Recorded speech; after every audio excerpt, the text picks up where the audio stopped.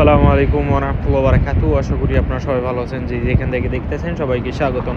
So অনেক আগে আমি একটা ভিডিও করছিলাম যে পুরুষের সবথেকে বেশি যে হরমোনটা দরকার বা পুরুষ হইতে একজন পুরুষকে পুরুষ হইতে যে হরমোনটা দরকার সেটা হইতেছে টেস্টোস্টেরন হরমোন। আর টেস্টোস্টেরন হরমোন তৈরি হয় স্পেশালি সবথেকে বেশি হেল্প যার, সবথেকে বড় হাত যার, সেটা হইতেছে জিঙ্কের। অ্যান্ড আমরা অনেকেই জিঙ্ক নেই।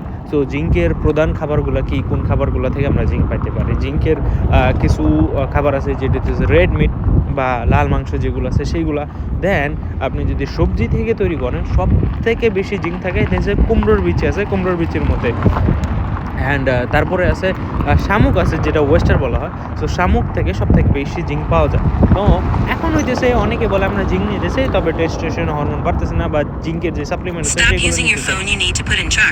তো এখানে প্রবলেমটা হইতেছে যে ভাই, আমরা জিঙ্ক কেন কাজ করে না? জিঙ্কের মেইন কাজ হইতেছে, আমি আপনাদের অনেকবার বলছি, ভাইটামিন ডি যদি আপনার বডিতে সম্পূর্ণ না থাকে, আপনি জিঙ্ক যতই নেন সেগুলো সঠিকভাবে কাজ করবে না। যদি 100% কাজ করার থাকে জিঙ্ক আপনার বডিতে টেস্টোস্টেরন হরমোন বাড়ানোর জন্য, সেই ক্ষেত্রে সেটা কাজ করবে 20%, 30%, 100% সেটা কাজ করবে না।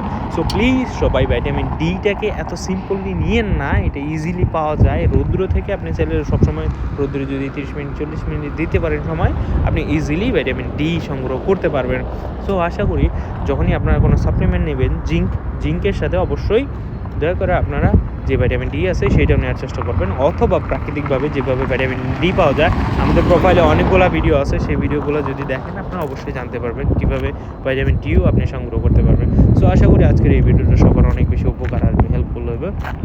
সো ভিডিওটা বেশি বেশি শেয়ার করবেন এমন আরও অন্যান্য টিপস পাওয়ার জন্য, বা আপনার যদি কোনো কোয়েশ্চেন থাকে সেগুলো এখানে শেয়ার করতে পারেন। আজকের মধ্যে এখানেই, সব ভালো থাকবেন, সুস্থ থাকবেন।